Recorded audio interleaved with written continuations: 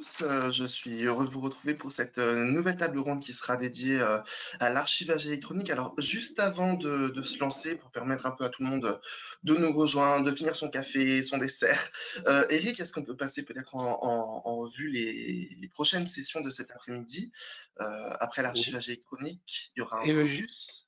c'est ça, juste après, à 14h45, on embrayera sur un zoom on restera dans l'archivage électronique et on fera un zoom sur Vitam et les besoins spécifiques du secteur public dans ce domaine. On aura ensuite à 15h15 notre guichet juridique avec Maître Eric Caprioli et Pascal Agosti, qui sont deux avocats spécialisés en droit des technologies qui répondront à vos questions. Donc là, je vous invite vraiment à en prévoir et à en poser, ce sera l'occasion pendant 30 minutes.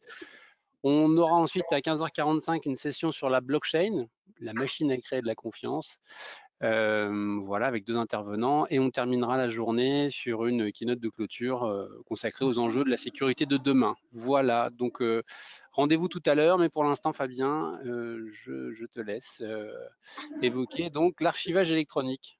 Merci beaucoup. Alors, un petit passage en revue des interlocuteurs de ce jour. Arnaud, vous êtes donc représentant effectivement du vice-président de la FNTC section archivage.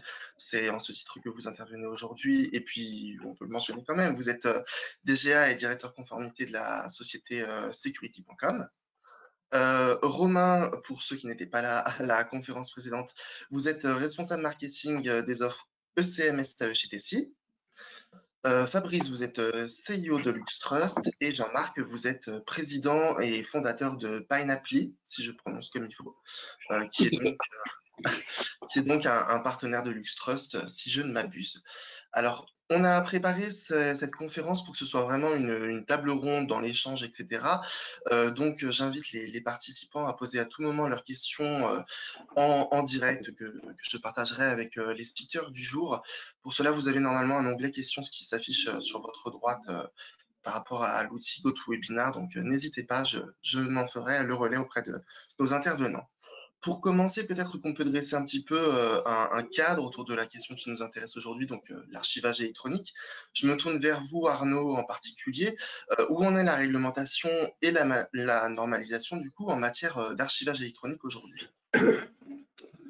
Bonjour à tous et merci. Effectivement, pour introduire brièvement cette table ronde au nom de la Fédération des tiers de confiance du numérique, FNTC, je vais dresser un bref paysage, rassurez-vous, de la réglementation. Et comme vous l'avez dit, Fabien, en introduction, assez naturellement, quand on parle d'archivage, on arrive à parler de réglementation et de normalisation. Et peut-être même qu'on peut parler de trois niveaux que sont la réglementation, la normalisation, la certification. Il est important de voir les complémentarités entre ces trois niveaux tout en ayant conscience de leurs différences. Essayer de rendre ça clair, limpide. En tout cas, ce sera le challenge que je me fixe sur un sujet qui est parfois un petit peu technique, voire jargonneux.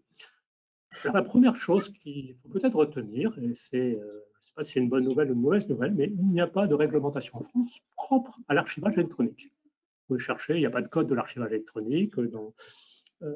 Il y a des textes qui vont pouvoir servir de référence, mais il n'y a pas aujourd'hui de textes qui définissent le droit de l'archivage électronique. Fort heureusement, on va pouvoir se référer à deux textes très courts et très utiles. Le premier va nous amener dans le Code du patrimoine, l'article L211-1, peu importe. Et le Code du patrimoine définit ce qu'est une archive. Et ce code, cet article du code qui fait quelques lignes et que je ne vais pas lire, simplement le paraphraser, définit l'archive comme l'ensemble des documents, y compris les données, et quel qu'en soit le support. Alors, on voit déjà quelque chose de très intéressant, c'est que la façon dont le droit définit ce qu'est une archive, dans le Code du patrimoine, avant de parler des archives publiques, eh bien, ne fait pas de distinguo entre l'archive électronique et l'archive papier, ne fait pas de distinguo entre le document et les données. La définition de l'archive dans le droit français, c'est document donné, c'est quel que soit le support. Et donc là, c'est déjà intéressant, puisque nous avons une définition de l'archive juridique qui ne va pas créer deux mondes différents, le monde de l'archive papier et le monde de l'archive électronique. Et puis, vous avez un autre article. Là, nous avons quitté le Code du patrimoine pour aller dans le Code civil, et c'est l'article 1366. Alors, ces 3 lignes, je vais le lire quand même. Il est connu, il a plus de 20 ans maintenant, c'est la loi du 13 mars 2000. L'écrit électronique a la même force probante que l'écrit sur support papier. C'est fort quand même, hein. On parle de preuve là. On ne parle pas encore d'archivage, on parle de preuve. On dit l'écrit électronique a la même force probante que l'écrit sur support papier. Ah, le principe est posé, là encore, pas de différence entre le papier et l'électronique. Sous réserve, quand même, sous réserve, il y a des petites conditions. On va faire n'importe quoi. Sous réserve que puisse être dûment identifier la personne dont il émane, dans l'univers de la signature, ce sera pour d'autres ateliers qui ont précédé ou qui suivront, et qu'il soit établi et conservé dans des conditions de nature à en garantir l'intégrité. Je reprends un extrait, l'écrit électronique a la même force probante que l'écrit sur support papier, sous réserve qu'il soit conservé dans des conditions de nature à en garantir l'intégrité. Ça tient en quelques lignes, et finalement tout est dit en matière de droit d'archivage électronique. Ces 2 articles principes généraux qui définissent ce qu'est une archive, qui donnent les conditions dans lesquelles l'écrit électronique a la même valeur que l'écrit papier, et notamment pour sa conservation, sont 2 textes très importants. Alors, il y a évidemment des textes sectoriels, des textes sur la dématérialisation des bulletins de paie, qui vont parler de l'archivage, la durée d'archivage, sur la dématérialisation des factures, mais bon, on va voir qu'ils existent, mais on ne va pas s'y attarder. On voit bien que ces textes de droit définissent simplement l'objectif à atteindre, l'intégrité, sans forcément rentrer dans le détail, et c'est très bien comme ça. Comment faut faire? Comment vont faire? Là, assez naturellement, on va quitter le domaine du droit pour aller dans celui de la normalisation. La norme, le droit, ce n'est pas, et la réglementation, ce n'est pas la même chose. Les normes sont d'application volontaire, elles sont fabriquées par des experts qui doivent aboutir à des consensus. Ce n'est pas la réglementation qui est votée par le Parlement ou par un pouvoir politique. En matière de normes, pour simplifier et pour aller à l'essentiel, on va retenir la famille des normes NFZ42, AFNOR. La plus importante, NFZ42013, système d'archivage électronique, SAE, qui a en plus le mérite d'avoir été mise à jour relativement récemment, en octobre 2020. Précédente version datant de 2009. Et puis vous avez les petites cousines, Z42026 sur la numérisation fidèle ou Z42020 sur le composant coffre-fort numérique. Je cite pour mémoire. Si on revient à la Z42013, eh bien là on va avoir finalement des textes un peu plus techniques, organisationnels, qui vont définir finalement la façon dont on va obtenir l'objectif. L'objectif réglementaire, c'est l'intégrité. La norme va dire quelles sont les exigences, voire les réglementations qu'il faut suivre en termes d'état de l'art pour pouvoir parvenir à cette exigence. Donc, 2e étage, la normalisation, et on retiendra la Z42013. C'est par exemple, dans la Z42013, l'intégrité, comment on y arrive? Par exemple, par des moyens cryptographiques. Une fois qu'on a travaillé sur la normalisation, eh bien, je fais un peu le parallèle entre la normalisation et la certification. C'est le programme de terminale, la norme, et puis la certification, ça va être le diplôme du baccalauréat. Vous pouvez dire, la norme, je l'ai lue, j'applique tout, je suis très bon. C'est une façon de faire. Il y a une autre façon de faire qui est de dire, je demande à un auditeur externe de venir valider que je respecte bien les exigences et les recommandations qui figurent dans cette norme. C'est la notion de diplôme, et si c'est le cas, à ce moment-là, vous pouvez afficher un certificat, une marque. Alors, en matière d'archivage électronique, ce n'est pas le roi des marketing, hein. En termes de mémorisation, ce n'est pas toujours très limpide. La norme Z42013, c'est un peu le programme de terminale, et le diplôme du bac, c'est la certification NF 461. La numérisation fidèle et le coffre-fort numérique ont aussi leur propre certification, mais je ne m'y attarderai pas. Et en plus, il y a des intervenants qui vont prendre la parole, qui sont eux-mêmes certifiés. C'est un élément très important dans la chaîne de confiance. Finalement, cette articulation entre la réglementation, qui est très courte, transversale, qui ne fait pas tellement la différence entre le papier et l'électronique, et c'est pas plus mal, et qui fixe les grands principes, ce qu'il faut atteindre. La norme, qui est l'état de l'art des experts, qui va dire comment il faut faire, et la certification, qui va être la preuve qu'on l'a fait correctement. Et dans la matière de la FNTC, on est attaché à cette chaîne de confiance et cette articulation entre réglementation, normalisation et certification qui est importante. Je terminerai par un petit retour au droit, après ce détour par la normalisation et la certification, et pour parler de l'Europe. En matière de confiance numérique, l'Europe, ça a beaucoup d'importance. On le voit pour les données personnelles avec le RGPD. Qu'en est-il? Eh bien, les personnes qui assistent à cet atelier ont sans doute entendu parler, voire connaissent très bien le règlement eIDAS, qui aborde notamment la question des services de confiance. L'archivage électronique, à travers ces exigences, son savoir-faire, ses spécificités, ça ressemble à un service de confiance. Mais juridiquement, du point de vue de la réglementation eIDAS aujourd'hui en vigueur, l'archivage électronique n'est pas à ce jour un service de confiance. Il y a bien quelque chose qui n'est pas trop loin, qui est le règlement eIDAS sur la conservation des signatures et des cachets électroniques. On parle de conservation, mais pas d'archivage. Alors, c'est des choses qui sont appelées à changer. Actuellement, se discute l'évolution, la refonte, la modernisation du règlement eIDAS. Et dans ce cadre-là, on aura vraisemblablement, en tout cas les travaux préparatoires le laissent à penser, l'archivage électronique qui entrera dans la famille des services de confiance eIDAS. Voilà, introduction que j'espère avoir été suffisamment brève et synthétique, qui va permettre aux autres intervenants de prendre la parole.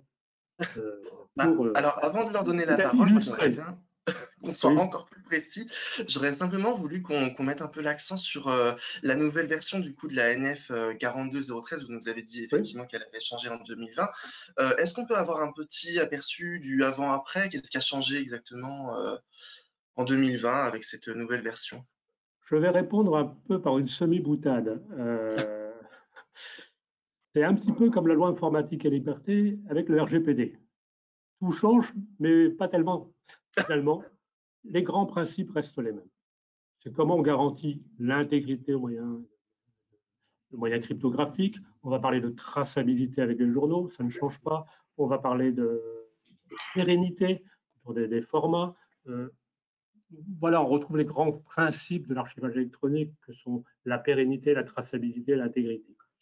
Ce qui change d'abord, c'est des questions de modernisation. On passe de 2009 à 2020, donc on va un petit peu moins s'attacher au CD, c'est parti dans une annexe.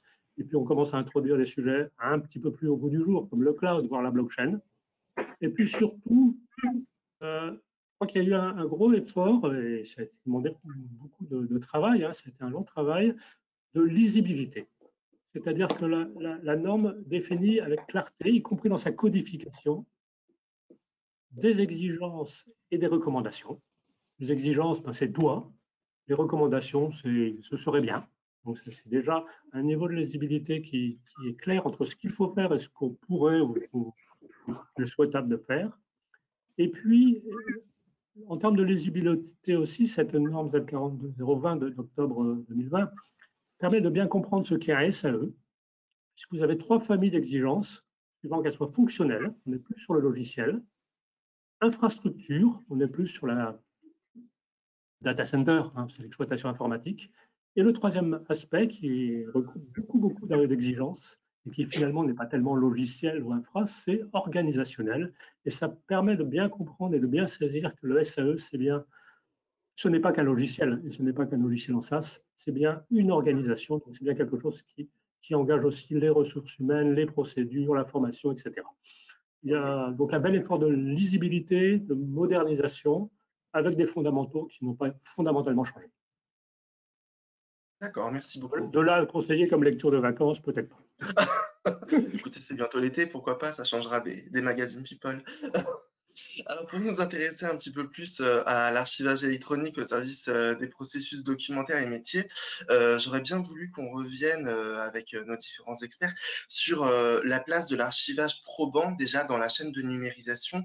Romain, peut-être au hasard, qu'est-ce que vous pouvez nous dire à ce sujet? Pas vous? Non, là aussi, c'est un petit peu à l'image de ce qu'on disait dans la précédente table ronde sur la vérification d'identité et sur la lutte contre la fraude. Évidemment, la numérisation, la dématérialisation, la digitalisation au sens large du terme s'est accélérée et forcément a mis en exergue des nouveaux risques et des risques de fraude et d'usurpation. Notamment, on ne va pas revenir forcément sur ce sujet-là. Et le point sur lequel je voulais insister, c'était d'être en mesure de mesurer le risque vis-à-vis du document et quel document et à quel moment il doit être ou pas versé dans un système d'archivage électronique à valeur probatoire ou non. Je crois qu'on va revenir sur ces notions-là un petit peu tout au long de la table ronde, mais je crois que c'est ce qui doit guider la réflexion globale autour du parcours client, autour du processus métier. Il y a des moments où le document a besoin d'être conservé, mais rester à disposition en accessibilité. Et puis, il y a d'autres moments dans le parcours où celui-ci doit faire l'objet d'une conservation avec une valeur plus forte, une valeur légale assurée. Et je crois que les questions sont vraiment là. Est-ce que mon document, à l'état où il est aujourd'hui, il a besoin et il est nécessaire d'être archivé à valeur probatoire, ou il a juste besoin d'être conservé en essayant quand même de garder des règles pour lui assurer une intégrité, ou est-ce qu'il a juste besoin d'être stocké avec un petit peu une notion de pérennité quand même, hein. Maintenant, on pense plutôt à des notions de GED, par exemple. Voilà, il y a vraiment ces trois niveaux entre le stockage quotidien, un petit peu en mode bureautique, l'archivage avec cette accessibilité, et puis, on va dire, l'archivage à valeur probatoire avec les règles qu'a rappelé Arnaud à l'instant. Est-ce que vous avez éventuellement des exemples très concrets pour chacune de ces catégories?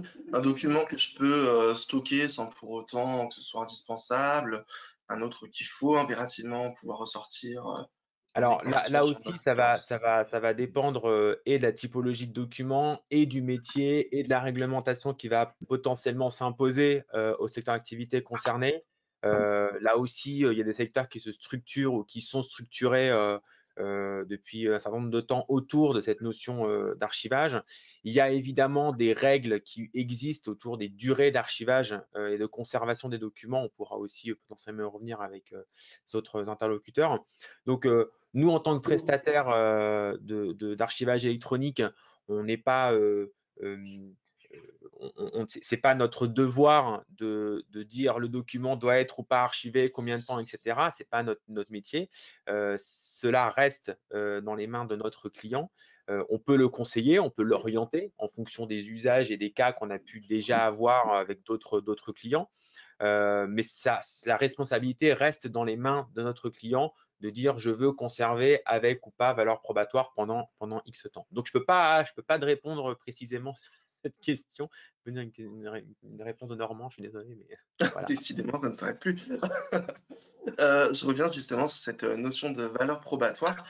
C'est quoi la différence entre un archivage électronique simple et un archivage électronique à valeur probatoire? Qui veut se lancer? Pas forcément Romain, mais Non, mais Je voudrais peut-être vas-y, Fabrice. rebondir sur la question précédente, parce que la question, c'était la place de l'archivage dans la chaîne de numérisation, je crois. Et juste pour apporter un commentaire plus du métier et projet, à notre sens, ça devrait occuper une place prépondérante, mais de ce qu'on observe, c'est plutôt encore secondaire dans le sens où nos clients font souvent dans leur projet la part belle à tout ce qui est dématérialisation des modèles de documents, se focalisent sur la signature électronique en grande partie, et l'archivage électronique passe trop souvent, pas totalement à la trappe, mais ça vient en seconde ligne. Et malheureusement, même s'il y a eu réécriture des textes, que c'est plus lisible, on se rend compte qu'il y a une évangélisation qui reste à faire. Et beaucoup trop souvent, cet archivage, il est assimilé plutôt à du stockage, comme le disait Romain. On voit beaucoup de clients qui stockent en GED. Voilà, il y a une belle place pour l'évangélisation des gens et surtout la montée en sécurité et qualité de toute la chaîne numérique. Excuse-moi, Jean-Marc, je t'ai coupé. Non, je t'en prie. Je t'en prie, si je puis me permettre, pour compléter ce qui a été dit avant, parce que avant d'avoir créé Pine Appli, j'ai travaillé pendant plus de 20 ans sur l'archivage électronique en particulier, étant à l'origine effectivement du premier tiers archiveur en Europe, qui à l'époque s'appelait CDC Zentas. Mais c'est une autre histoire, mais ça date quand même de 2001. Et justement, ça permet de voir aussi l'évolution du marché, l'évolution du ressenti du besoin au niveau des entreprises, et puis ce qui a été évoqué tout à l'heure, l'évolution de la 42013, qui effectivement a bien évolué pendant toute cette période-là. Et la dernière évolution, je vais juste compléter par rapport à ce que disait Arnaud, il y a une nette différence, je dirais, quant à la certification de la norme 42013, C'est-à-dire que par rapport à la NF 461, elle est nettement plus exigeante que n'était la version antérieure basée sur l'ancienne version de la 42013. Pour le bien de tout le monde, hein, parce qu'effectivement, elle bénéficie, cette certification, d'une plus grande clarté au niveau de la définition des 3 chapitres qu'évoquait tout à l'heure Arnaud dans la norme, et c'est effectivement beaucoup mieux, mais c'est vrai que derrière, il faut montrer patte blanche beaucoup plus qu'auparavant. Donc ça, c'est quand même très important. Après, par rapport à ce qu'a dit Romain, c'est vrai qu'on parle de stockage, on parle de GED, on parle d'archivage, on parle d'archivage valeur probante. Et ce que j'ai observé et ce que je continue d'observer aujourd'hui, c'est que ce discours est mal perçu et on noie finalement le besoin et surtout le client, parce qu'il a du mal effectivement à faire la différence. Une autre façon de présenter les choses, c'est de dire de toute façon, on a besoin de conserver l'information, dossier, document, data. Après, quelles sont l'expression des besoins par rapport aux clients, c'est est-ce que ces données sont plus ou moins critiques, et on peut effectivement à ce moment-là s'apparenter, je dirais, à ce qui est fait pour la signature électronique, au niveau par exemple EIDAS, où il y a différents niveaux de signature. À un moment donné, j'ai espéré que dans EIDAS 2, qui a été évoqué par Arnaud, on aurait également différents niveaux d'archivage. Apparemment, ce n'est pas le cas, mais néanmoins, ça reste la réalité, c'est-à-dire que vous avez des textes qui vont vous obliger à conserver des documents, vous savez très bien que vous n'irez jamais les chercher, sauf si on vous les demande. Mais même si vous les perdez, c'est pas grave, parce que de toute façon, l'information, elle est ailleurs. Donc je dirais, c'est typiquement le genre de choses où on peut se permettre d'aller sur un système de stockage lambda. À l'inverse, vous avez un contrat de plusieurs millions d'euros. Bon, il est clair que là, vous allez mettre toutes les précautions d'usage. Et puis, la notion d'archivage valeur probante, quelque part, pour moi, est aussi des fois source de mauvaise compréhension, parce que l'archivage valeur probante incite et oblige effectivement un certain nombre d'exigences qu'il faut absolument respecter. Mais qu'en est-il d'un archivage patrimonial? L'archivage patrimonial, dans 50 ans, on sort une lettre de notre président. Si on est incapable de démontrer qu'elle est intègre, ça n'aura pas servi à grand-chose.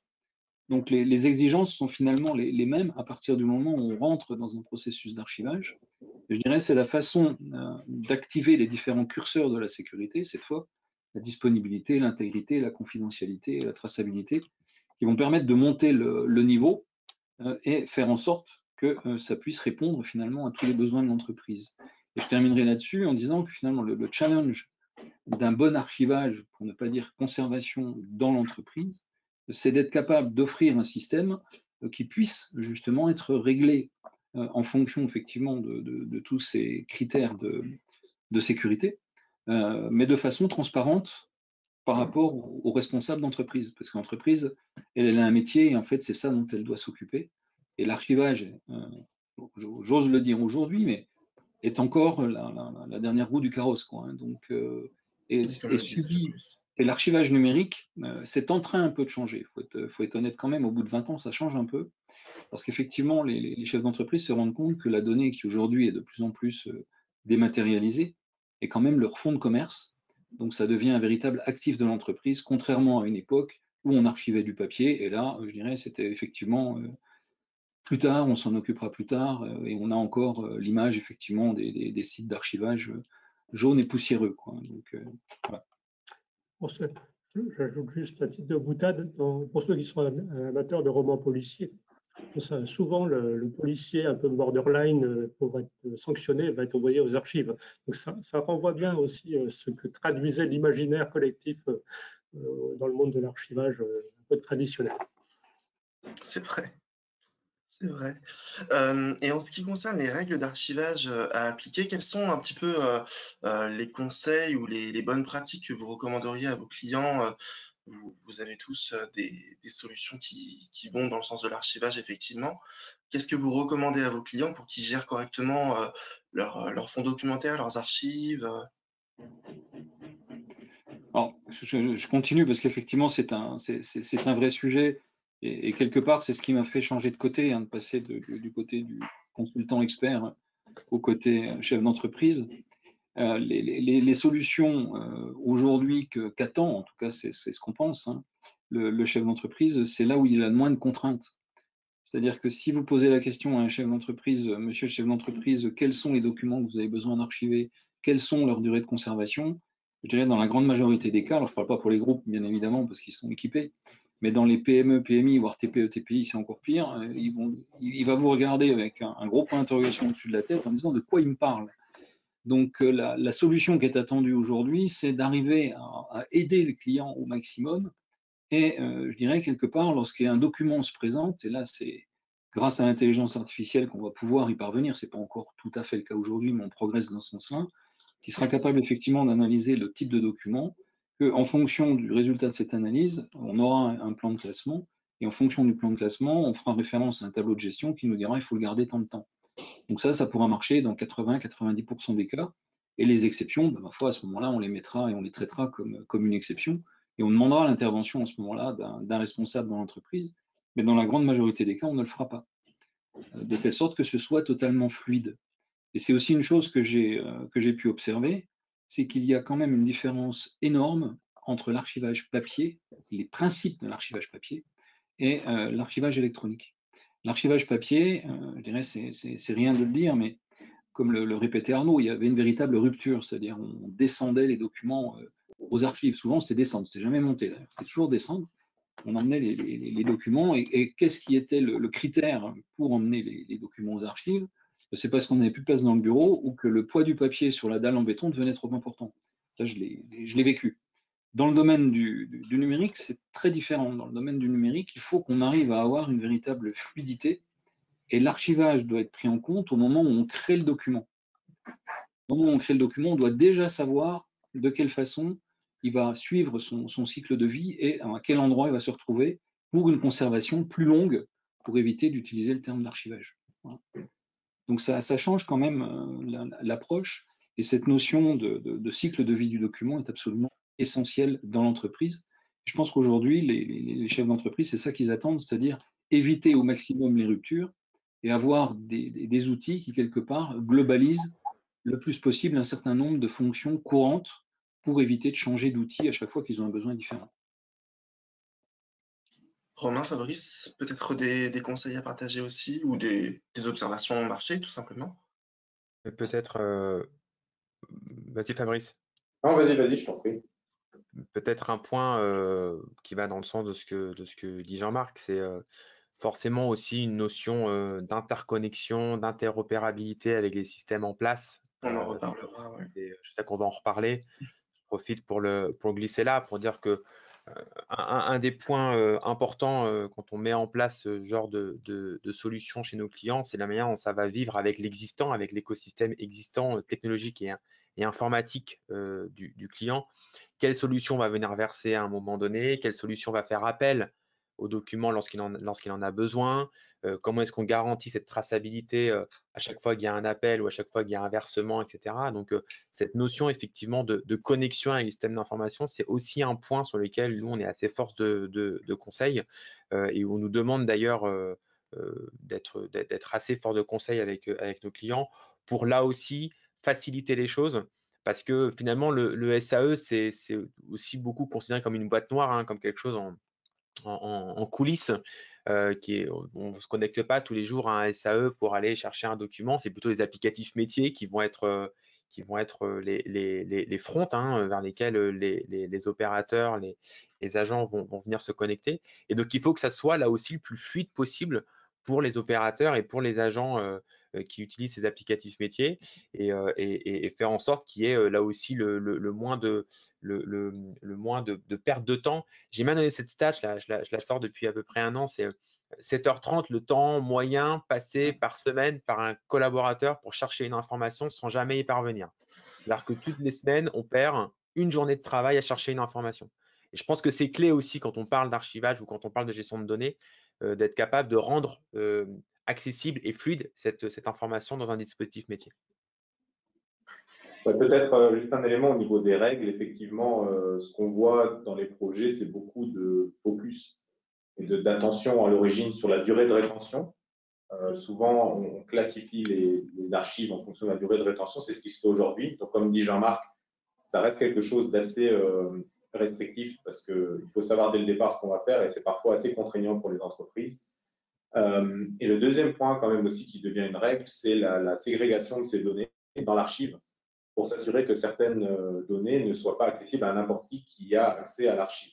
Si je prends un peu l'analogie du coffre-fort, vous avez la clé, vous rentrez dedans, vous pouvez accéder à tout ce qu'il y a. Ça, aujourd'hui, ça a été un mode de fonctionnement. De plus en plus, au niveau conformité, au niveau analyse, il y a une attention portée sur cette capacité à garantir et à démontrer la ségrégation et les restrictions posées sur l'accès aux documents. Ça devient un point primordial chez nos clients et c'est ce qu'on voit aujourd'hui. Alors, il y a une personne qui nous rappelle à l'ordre quand même, et elle n'a pas tort, qui nous rappelle que la question sur l'archivage électronique simple et probatoire n'a pas eu de réponse. Est-ce que quelqu'un veut bien peut-être je vais préciser? faire une réponse qui va froisser les grands experts. Moi, je vais vous donner la mienne. Pour moi, un archivage électronique simple, c'est un stockage de tout type de documents. Le problème, c'est que les éléments de confiance qui sont contenus dans le document, que ce soit les signatures électroniques, les cachets électroniques, ils périment, ils expirent.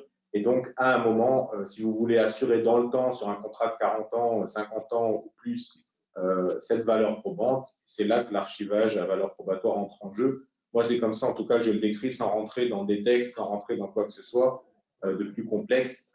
C'est une manière simple de le décrire, je crois. Après, il y aura certainement des descriptions beaucoup plus pointues, mais sur quoi j'insiste auprès de mes clients en général, c'est que sans archivage à valeur probante, il y a nécessairement un moment où vous avez un problème d'expiration des éléments de confiance à l'intérieur. Alors, si c'est des contrats courts, ben, peu importe.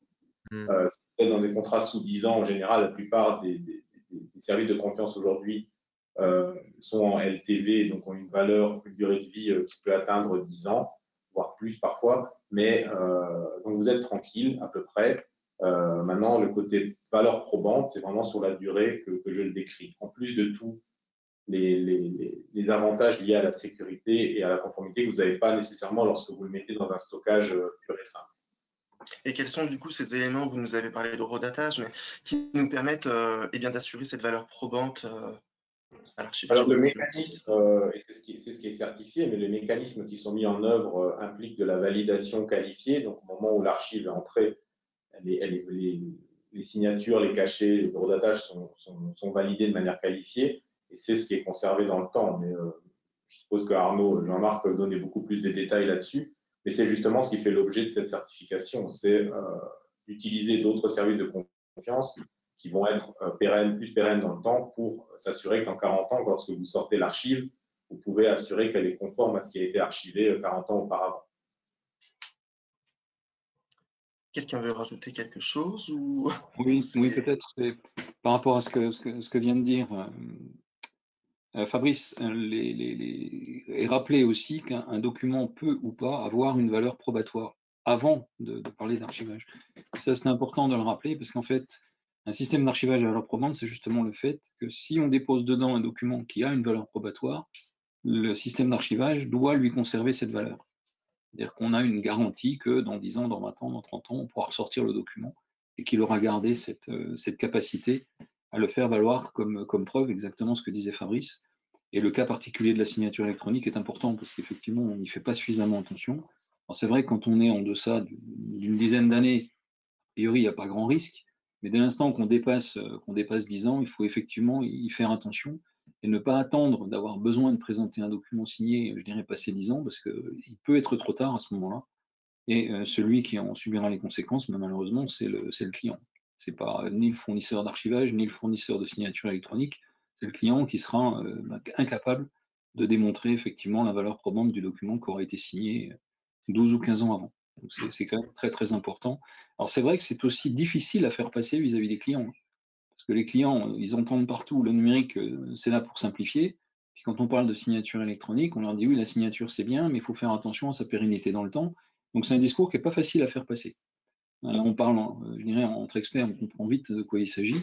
Quand vous avez un client en face de vous, lui parler d'obsolescence cryptographique, c'est déjà de gros mots, quoi, hein. Donc, et puis c'est pas son problème. Donc ça rejoint aussi ce qu'on disait tout à l'heure.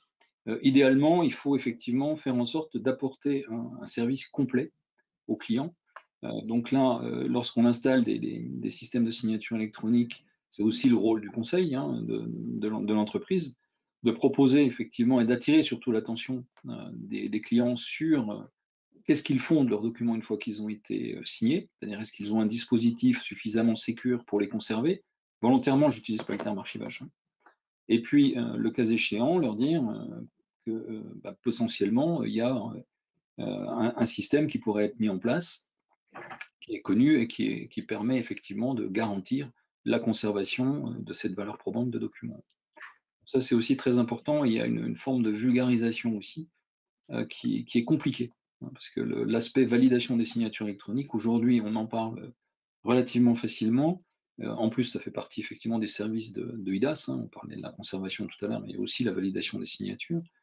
Je peux vous dire que quand j'ai commencé à proposer ce genre de service pour un grand nom en France, c'était en 2008, on vous regardait comme des martiens, quoi, hein, donc voilà. Merci beaucoup. Quels sont les risques associés à l'archivage? Je me tourne peut-être vers toi, Romain. Je pensais notamment à tout ce qui est données de santé. Et je sais que Tessie, vous proposez justement des prestations autour de la dématérialisation du dossier patient. Si tu peux nous en dire quelques mots, pas que sur les données de santé du coup, mais Non, mais je crois qu'Arnaud, dans sa présentation de la certification, a bien précisé qu'il s'agissait de 3 couches, hein, techno, infrastructure et organisationnelle. Et juste pour rebondir sur la question précédente, la différence aussi, c'est de s'appuyer sur un prestataire qui est donc certifié. Voilà, et qui va donc donner toutes les garanties en termes d'organisation, de technologie et d'infrastructure. Et en matière d'infrastructure, au-delà de respecter les normes liées à l'archivage, il y a aussi les normes notamment de stockage et de conservation des données de santé, HDS, tu en parlais, un hébergement de données de santé. Et puis également tout ce qui va être lié, par exemple, à l'archivage des archives publiques, hein, la partie SIAF. Alors ça aussi, c'est une évolution de la norme, si je ne dis pas de bêtises, Arnaud, hein. Aujourd'hui, on a une norme, une certification NF 461 qui permet d'avoir à la fois la partie archivage à valeur probatoire et à la fois la partie SIAF inclus, là où le SIAF était un agrément à part, hein. Je crois que peut-être sans rentrer dans le détail, on peut peut-être revenir là-dessus aussi. Alors, juste pour rebondir sur cette incursion, le SIAP, Service interministériel des archives de France. Historiquement, les archives publiques ne doivent pas être confiées à des prestataires privés. Ça doit être conservé par le public. Et puis, bon, la vie étant ce qu'elle est, il faut bien évoluer, il faut bien s'organiser, tout n'est pas possible. Et à ce moment-là, c'est posé la question de à quel type de prestataire on pouvait confier les archives publiques, prestataires privés, des tiers archiveurs. C'est mis en place un agrément des archives de France, agrément SIAF, dans le jargon. Et là où ça se rejoint, c'est la certification NF 461. Vous vous rappelez qu'elle est liée à respect des exigences de la norme Z42013. Et bien, depuis le début de l'année 2021, ça a fusionné au titre de la simplification des politiques publiques. Il n'y a plus d'un côté, comme c'était le cas auparavant, un agrément SIAF pour être autorisé en tant que prestataire privé à archiver des archives publiques, et d'autre part la certification qui prouve qu'on respecte la norme Z42013, la certification NF 461. Maintenant, les deux dispositifs sont fusionnés. merci Arnaud. Une question qui est arrivée des participants, qui est pour toi, Romain. Tu nous parlais tout à l'heure d'une statistique 7 heures par semaine, sauf erreur de ma part, perdue à rechercher des informations, des documents. D'où est-ce que provient cette statistique? Je partage d'ailleurs le commentaire de la personne qui est tout à fait vrai. C'est un argument intéressant pour convaincre de l'utilité d'un archiviste dans une structure. Alors, pour être honnête, j'ai plus la source en tête, mais je pourrais la repartager dans le chat le temps juste de remettre la main sur mon document. Mais elle est extrêmement représentative un petit peu de ce qui se passe aujourd'hui. Alors, on reviendra sur ces notions encore d'accès à l'information, etc. Mais je repartagerai la source exacte dans le chat tout à l'heure. Voilà, je l'ai pas en tête, désolé. Il n'y a pas de souci. Je rappelle d'ailleurs aux participants que si vous voulez poser des questions à tout moment, n'hésitez pas. On peut passer peut-être maintenant à un volet qui va plutôt concerner les solutions, les prestataires. le bon choix pour se faire accompagner. Et d'ailleurs, c'est la question que je vais vous poser. Quels sont les critères de choix à retenir avant de déployer une solution? Fabrice, peut-être? Oui, bah déjà, je pense qu'on en a couvert un très clairement. Il faut partir sur une solution qui est certifiée, sur un acteur qui est certifié, parce que c'est le gage, comme le disait Romain, aussi bien en termes d'infra que de processus, que solution, c'est bétonné et qu'on n'aura pas de surprise. Euh, Après, nous, ce qu'on voit dans les critères de sélection essentiellement chez les clients, leurs attentes, c'est évidemment tous les aspects de sécurité et de confidentialité. Ça, on les voit vraiment beaucoup. Et ça, c'est tout ce dont on a parlé jusqu'à maintenant. Après, il y a un point qui a été touché en intro. Effectivement, c'est la capacité à rapidement intégrer l'archivage à l'écosystème. Parce que les entreprises ont dépensé des fortunes. Il est hors de question d'intégrer une solution qui va leur demander, leur imposer de casser ou de laisser tomber certains des investissements qui ont été faits récemment. Parfois, on voit ça. Hein, on nous dit, bah, tiens, si tu veux archiver, il faut que tu changes de gel. Ça ne se fera pas. Donc, les capacités à intégrer les outils, à proposer des API modernes sont des critères fondamentaux. Après, il y a tout un tas d'autres critères qu'on sous-estime souvent, mais la capacité de personnaliser le logiciel d'archive, l'environnement de travail et d'offrir des fonctionnalités additionnelles sont aussi pris en compte hein, dans les processus de sélection. Donc, typiquement, si votre outil d'archivage permet également d'être un espace sécurisé d'échange de documents, ce sont des critères qui plaisent beaucoup. Et pour rebondir sur ce que disait Romain, qui dit espace de travail dit aussi plus de convivialité, donc pour être capable de rechercher efficacement dans des archives.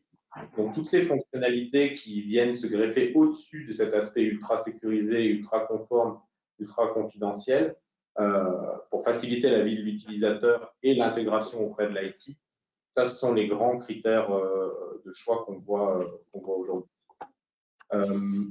Après, les solutions aussi, il faut préciser quelque chose. Peut-être qu'il faut faire attention aussi dans la partie contractuelle, comment les contrats sont conçus. Il n'y a pas nécessairement tous les types de documents qui sont supportés par les solutions. Donc, une recommandation, c'est aussi de bien regarder comment les contrats sont faits pour savoir quelles sont les fonctionnalités de base de l'outil. Est-ce qu'il y a moyen de rajouter certains formats de documents? Ça, c'est aussi des aspects qui sont assez importants dans la sélection. Fabrice, justement, allez-y, Arnaud. J'ajouterais peut-être deux critères qui sont implicites que partageront les autres intervenants et sur lesquels la FNTC est particulièrement active. Puisque dans le titre, il est marqué conformité, qu'on parle de preuves, qu'on parle de droit, je pense que les prestataires doivent être à haut niveau de technologie, hein, sur les moyens cryptographiques, etc., sur les infras, sur les procédures, mais aussi cette dimension conformité réglementaire. Ce n'est pas que de la technologie. Et d'autre part, il y a un point qui est important, on en avait parlé en préparant cette réunion, en le travaillant, c'est la notion de réversibilité, d'interopérabilité. C'est-à-dire que les prestataires sont d'autant plus de confiance qu'on pourra se passer d'eux en cas de nécessité. À l'avenir, on pourra changer, on n'est pas prisonnier. L'archivage, ça peut être très long.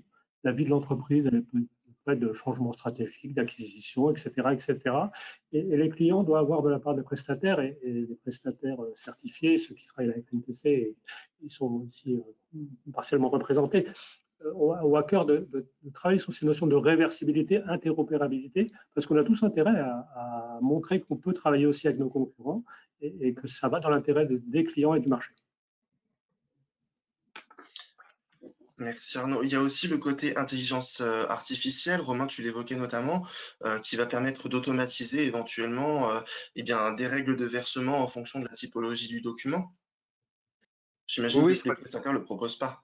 Ouais, c'était un point, je crois, qu'évoquait aussi Fabrice tout à l'heure sur la capacité à rendre aussi facile cette étape de versement, de typologie et de versement du document.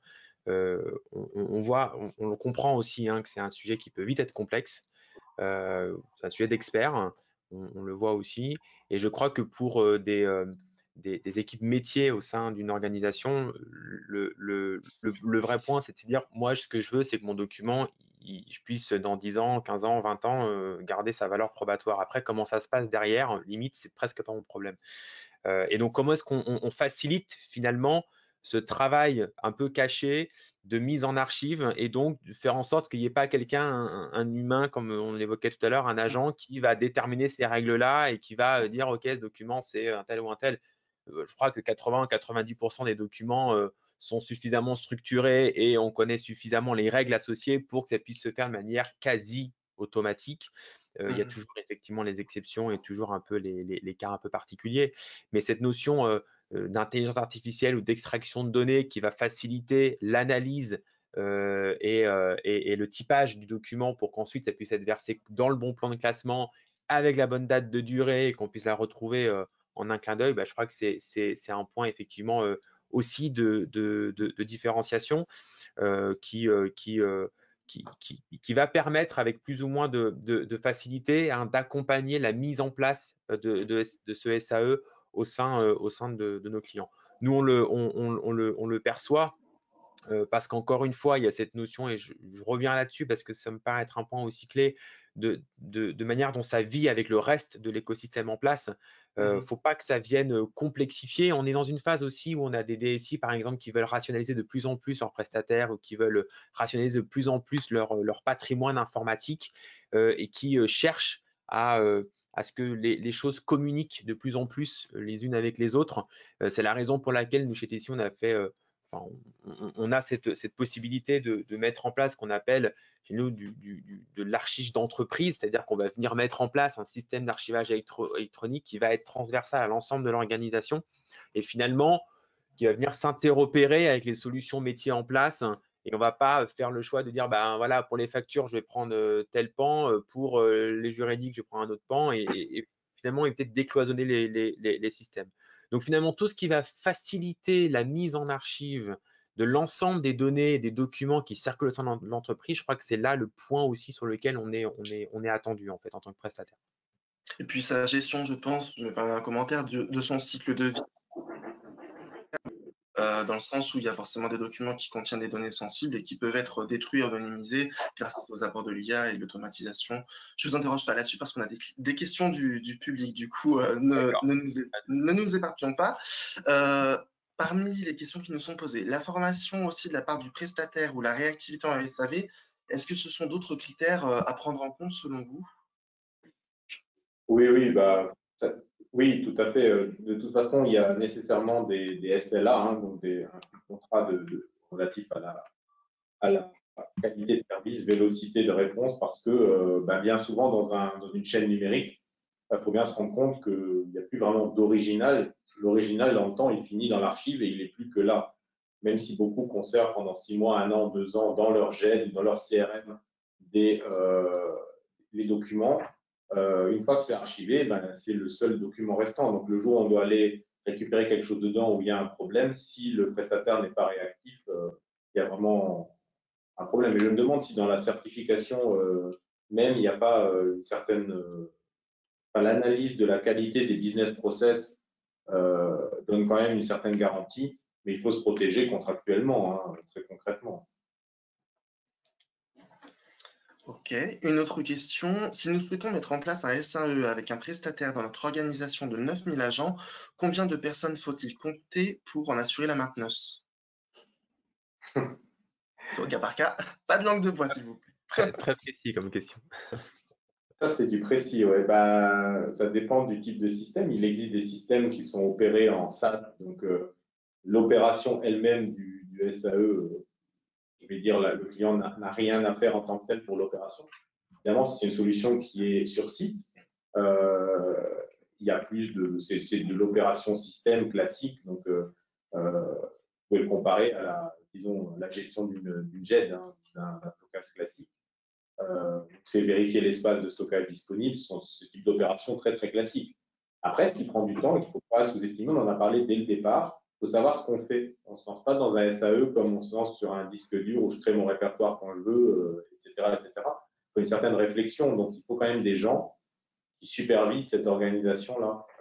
Maintenant, pour une entreprise qui fait 9000 personnes, je suppose que l'IT doit quand même être un minimum, et ce qu'on appelle l'analyse business, l'analyse métier, doit quand même être bien équipé.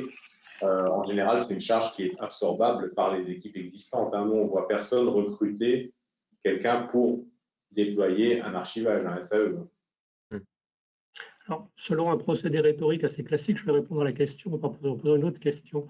La question est celle du SAE.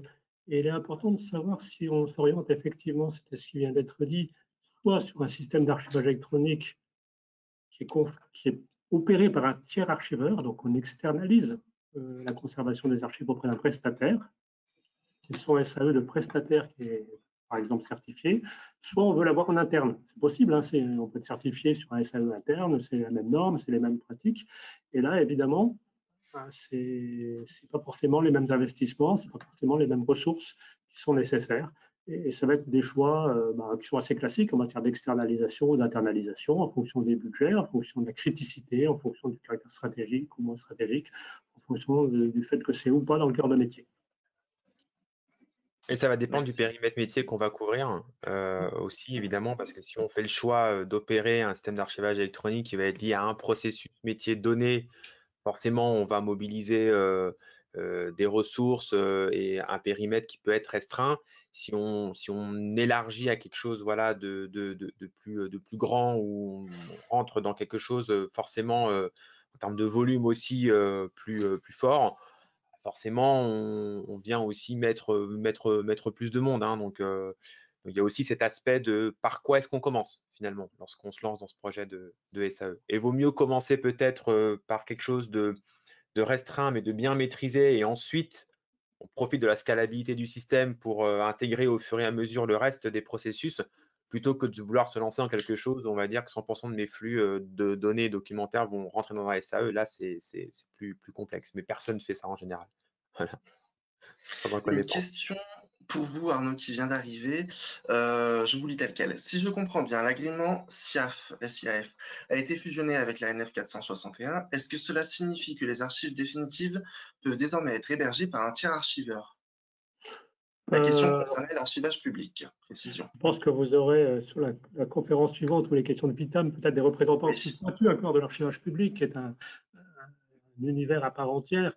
En fait, l'externalisation des archives auprès de prestataires qui avaient l'agrément SIAF et qui maintenant sont certifiés NF 461, ce qui garantit l'équivalence, porte sur ce qu'on appelle les archives courantes et intermédiaires. Au terme de la durée de conservation des archives courantes et intermédiaires, c'est-à-dire la vie de la gestion de ces documents et de ces archives, on va passer soit dans une logique où, au terme de cette durée de conservation, les archives sont détruites, soit elles sont versées aux archives historiques. Et les archives historiques, par nature, ce qu'on appelle peut-être dans la question les archives définitives, sont du domaine de l'administration des archives, archives publiques, archives nationales, archives départementales. Merci beaucoup. Une question qui fâche et à laquelle je peux déjà vous donner un petit spoiler, ça va être ça dépend. Pouvez-vous nous donner une fourchette de prix au TO pour la conservation d'archives sur un SAE certifié? Alors moi j'ai une réponse immédiate. Si on parle de chiffrage au TO, on n'est pas dans l'archivage. Parce que l'archivage, c'est le risque, c'est la valeur de la pièce. La pièce, elle peut avoir une énorme valeur alors qu'elle pèse quelques octets, et inversement. On a parlé tout à l'heure de contrat, Jean-Marc, je parle de contrat, etc. Un PDF de quelques pages, contrat, mais il peut avoir une valeur très importante. Si vous êtes dans la R&D, que c'est un brevet, vous devez prouver une antériorité, la valeur peut être extrême. Et ce n'est pas tellement le poids en TO. Si vous parlez de poids en TO, vraisemblablement, vous avez le droit, hein, mais vous êtes vraisemblablement en train de parler de stockage plus que d'archivage. Quand vous êtes sur l'archivage, vous parlez de la criticité, de la valeur des pièces à conserver pour faire valoir le droit, pour les audits, pour les contrôles, pour les contentieux. Ce n'est pas une question d'octet ou de téraoctet. Je laisse les autres répondre avec moins de virulence. Chez LuxTrust, comment vous proposez vos devis, vos prestations? Alors nous, on a un axe de réflexion qui est plus comme on travaille dans des industries à haute criticité, donc des choses comme je sais pas, la défense, l'énergie, les services publics. Nous, ce qu'on a tendance à faire, c'est plutôt d'amener une licence au client et le stockage, c'est lui qui le fournit. Donc en fait, il ne paye pas au téraoctet en tant que tel. On a des critères on peut mesurer au volume. On se met d'accord en général avec le client.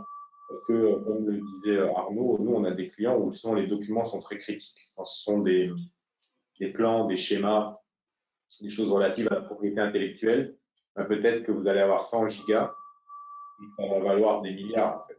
Donc, nous, on s'adapte en fonction du contexte à ce que l'industriel dont l'industriel a besoin. On est en train d'élaborer avec Pineapple une approche plus SaaS, donc plus mainstream, comme on dit, mais et ça, effectivement, aujourd'hui, malheureusement, le critère principal, ça reste le volume. C'est même carrément au giga plutôt qu'au Tera. Maintenant, de tête, c'est évidemment dégressif, mais je crois que c'était quelque chose comme la base, je crois que c'était une vingtaine d'euros de giga, quelque chose comme ça. J'ai plus ça vraiment en tête. Hein. Donc, ça inclut la licence, le stockage, les accès utilisateurs. Enfin, après, pour voir aussi comment c'est administré. On essaie de faire du all inclusive généralement. Mais... Romain, vous avez un peu le même modèle chez Tessie, du coup? Oui, alors on décline en fait notre offre sous trois, on va dire sous trois modèles. Un modèle d'hébergement privé, où effectivement on va mettre à disposition la solution sur une infrastructure d'hébergement qui va être dédiée à notre client et qui donc va respecter l'ensemble des exigences en termes d'hébergement et de conformité pour faire du SAE et de la valeur probatoire. Ça, c'est le premier modèle. Depuis début de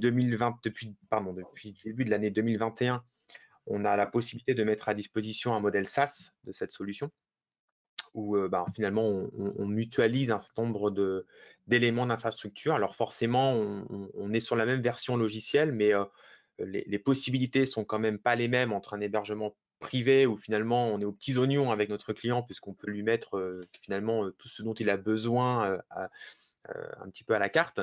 Sur le modèle SaaS, forcément, comme on mutualise un certain nombre de choses, on a bien un cloisonnement des systèmes, donc on garantit bien évidemment la protection des données et l'anonymisation, et surtout le non-accès des données d'un client à un autre. Hein, c'est la base du SaaS. Par contre, effectivement, on est un petit peu plus limité, notamment en termes de volume ou d'accès utilisateur. Et puis, on a la possibilité de mettre aussi un système en mode on-premise. Alors, il y a des clients qui ont fait ce choix-là, et il y a même un client qui a fait le choix de prendre cette solution en mode on-premise et de passer à la certification. Voilà, parce que pour pouvoir profiter de la partie à valeur probatoire, ils ont même fait le choix de s'appuyer sur cette norme-là et donc de passer elle-même la certification. Donc, on a plusieurs modèles et je rejoins Fabrice, hein, on est quand même sur une logique au volume, sur une logique de nombre d'utilisateurs aussi si on est sur un modèle SaaS. Donc voilà, et puis après, il y a un tas d'options et de possibilités parce que la notion d'archivage électronique à valeur probatoire en tant que telle, c'est un point.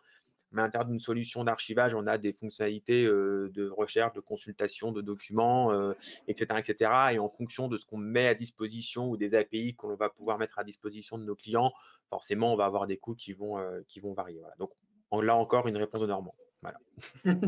Merci Romain. Alors une toute dernière question, ensuite on laisse la main, vraiment très très rapidement. Concernant le nombre de personnes nécessaires pour SAE, quid de la validation des versements sur ce SAE se fait-elle de manière automatique?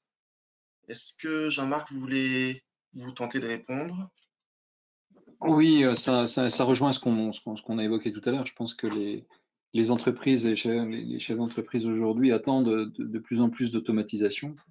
Et c'est notre rôle en tant que spécialiste du domaine et accompagné par les experts du domaine de faire en sorte qu'on puisse automatiser au maximum, sachant qu'en plus, on a une connaissance que nos clients n'ont pas forcément sur ces sujets-là. Donc, le fait de l'automatiser une bonne fois pour toutes, et là, ça rejoint aussi ce qui a été évoqué tout à l'heure avec l'intelligence artificielle, puisqu'en fait, on parle d'intelligence artificielle, il y a 40 ans, on parlait de système expert, mais le résultat est le même, c'est-à-dire qu'on inclut dans le logiciel, dans le système, une partie d'intelligence. Moi, j'aime pas trop ce terme-là, c'est plus des règles, on va dire, mais qui évite effectivement un certain nombre de questions et qui permettent de s'affranchir d'une tâche qui finalement est peu gratifiante et embête tout le monde. Hein, parce que le versement, aujourd'hui, j'ai jamais trouvé quelqu'un qui était content de faire ça. Et sur la partie intelligence artificielle, il y a également une autre utilité dans les systèmes d'archivage, c'est sur la partie recherche. Parce que le système d'archivage, c'est fait pour conserver, mais c'est surtout que l'on doit pouvoir retrouver les documents.